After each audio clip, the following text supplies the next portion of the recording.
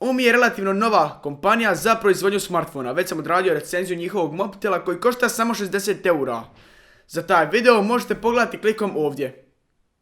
A danas sam tu da vam predstavim njihov najbolji i najjači kao i najnoviji model Umi Plus. Također veliko hvala kompaniji Umi što mi je ustupila ovaj uređaj na recenziju i test. Pored Umija moram istaknuti hrvatsku carinu koja je se odlično pobrinula za moj paket.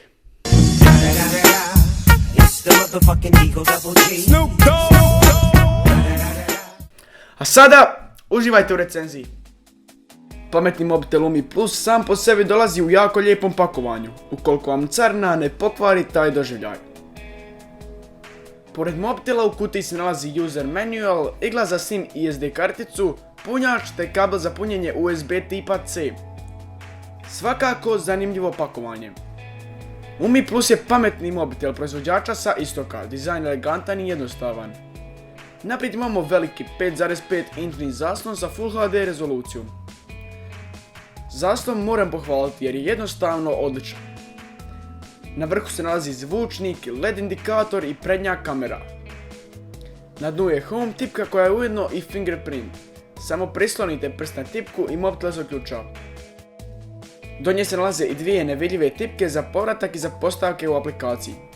S pozadine mobitel također izgleda jako lijepo. Imamo kameru od 13 megapiksela, 2 blica te Umi logo. Konektor za punjenje se nalazi na dnu, što je logično. Mobitel se puni USB tipa C kabelom te podržava brzo punjenje. Od 1 do 100% napuni se za samo pola sata, a baterija uz normalno korištenje izdržat će i do 2 dana. Da ne zaboravim istaknuti, baterija je od 4000 mAh. Odmah do konektora za punjenje sa obje strane je zvučnik, koji i nije baš najkvalitetniji. Jack za slušalce nalazi se na vrhu, sa desne strane imamo tipku za paljenje te tipke za zvuk. Sa lijeve strane je prostor za SD i SIM karticu. Odmah ispod nalazi se tipka za prečicu, pritiskom te tipke po defaultu otvara se kamera.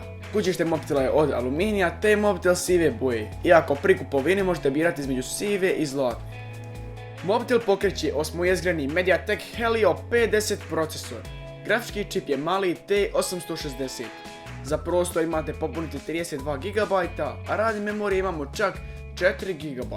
Na mobitel dolazi instaliran Android 6.0 Marshmallow. Kako sam već spomenuo, zaslon je veličine 5,5 inča sa Full HD rezolucijom te oštrom LTPS matricom. Da pojednostavim, boje su jako oštre i jasne. Mobitel ima naravno prednju i zadnju kameru, s tim da je zadnja kamera od 13 megapiksela. Iako vam to neće otkriti kvalitetu kamere, ali fotografija koju uslikam svakako hoće. U kameri imate Pro mod, Beauty mod i Panorama mod, koji je općenito najzanimljiviji, a prednja kamera je 5 megapiksela. Činjenica je da mobitel ima odlične specifikacije, u igricama se ponaša i više nego odlično. Brzo punjenje, lijep dizajn, brzina, odličan zaslon i još puno toga za cijenu od $220. Svakako isplativo. Ovo je bila još jedna recenzija. Pretplatite se na moj kanal za još više sadržaja, te vidimo se u sljedećem videu. Pozdrav!